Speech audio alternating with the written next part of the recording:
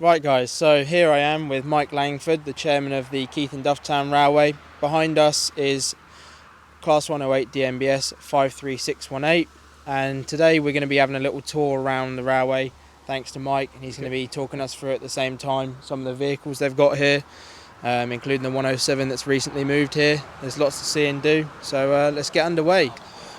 Right guys, so here we are inside 53628, taking a walk through. It's largely untouched internally since its last BR overhaul. As you can see, it's got the Blue Blaze, I believe it's called, Network Southeast style seating. And then lino, but it's still held up very well as the people here have looked after it. The reason this vehicle isn't running at the minute is because it's got both its engines off and they're being overhauled, which is actually being done internally by the guys here at Keith and Dufftown, which is awesome. So they're going to get this one back running, and then they've got future plans for other units to make a tram power trailer set. As you'll see, this is one of the only DMBSs on the railway. 108, I believe. The other two being DMCLs. So yeah, a vital vehicle, as you'll see. Can't beat a good guardsman, even with some funky brickwork there. But yes, a very nice looking vehicle that's hopefully going to return to traffic soon. Right guys, so here we are inside Class 108 DMCL 51568. Moving along, it's a bit of a similar story to the other 108 that's got a X sort of BR interior in it. I'm unsure as to whether the mocket has been updated. It doesn't look to be original, but I could stand to be corrected. What looks like original Formica here. Lino's original. They do seem to look after the units here, despite these needing a little bit of work here and there. They are very much working units that get a lot of running, as it is the mainstay of traction here.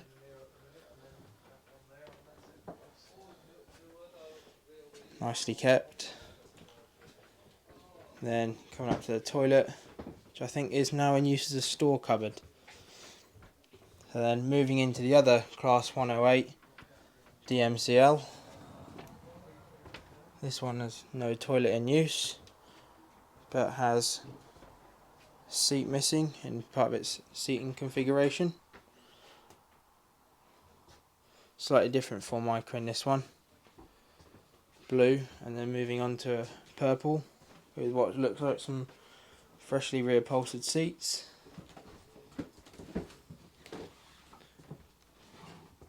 I don't think I've seen a purple DMU before, but it looks quite nice. Just shutting up at the end of the day. Moving backwards. Thank you. And now into the first class. As you'll see in front, the tram DTCL is coupled to the front of this, hence why you're staring at a corridor. This is the first class of this unit. Tables, class 50 on it. Some rather nice tables, like that.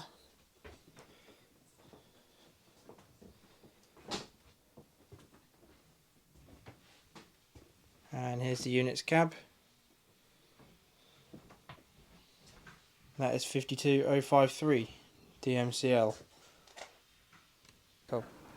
Right guys, so behind me you will have seen this unit before when we featured it on the Straithspey video we did last year when these units were currently up for sale. But they've since been sold to the Keith and Dufftown Railway, and behind me is DMBS 52008. As you'll see, she's obviously in the restoration queue at some point, but there's a lot of work needed to get her back up to where she needs to be. So it's all just a work in progress, but the main thing is they've been saved by an active DMU group. So, and in the native country of Scotland, it's good to see that these rare, ever increasingly rare units are getting saved where they belong. Right guys, so behind me is the DMCL, I believe, 52030, the other half of the Class 107 set. This has been asbestos stripped, so it's quite bare inside, and also had like buffers pinched off of it, but there will be spares getting put back on it. Again, it's in the restoration queue and little untouched from when we last saw it at Straithspey, but like I say, it's good that a 107 has been saved in Scotland, so hopefully one day you can come and ride it when it's running up and down the line. Right guys, so a rare look inside the Keith and Dufftown Railway shed. So in here is a Barclay, which is owned by the chairman Mike.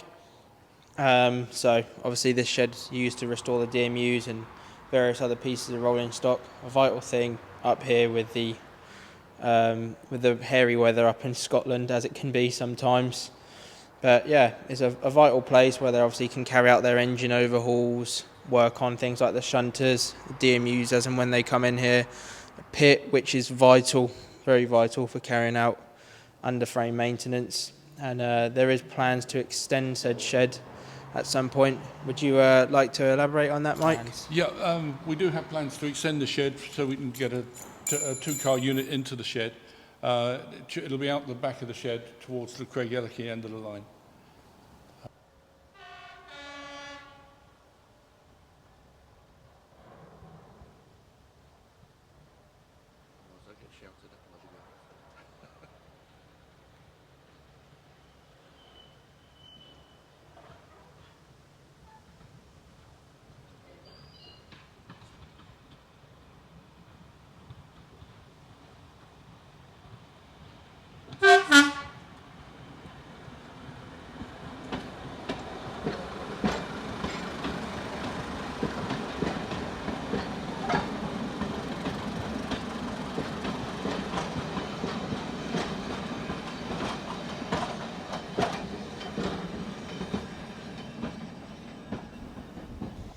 So behind me is something exceptionally rare. 140-001, the only Class 140 to ever exist. It is basically the prototype pacer, or the daddy of all pacers. So it was bought here 24 years ago to run the inaugural services on the line, but unfortunately the engines were oversped, so it never actually managed to carry out that duty.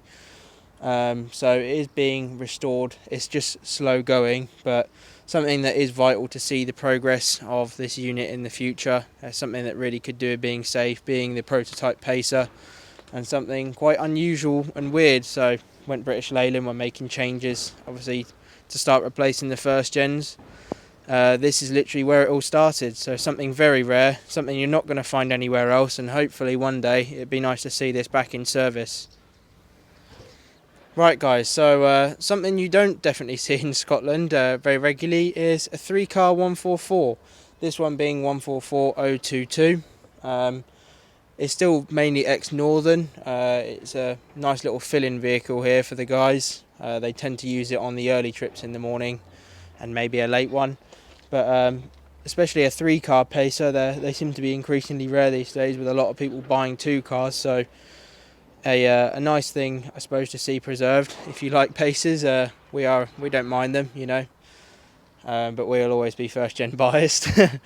But yeah, a nice vehicle, especially to see a 3-car preserved. This one has got good wheel sets and is in good shape compared to some others. So yeah, a nice little find, especially up this neck of the woods. Not something you expect to see, but a 3-car pacer.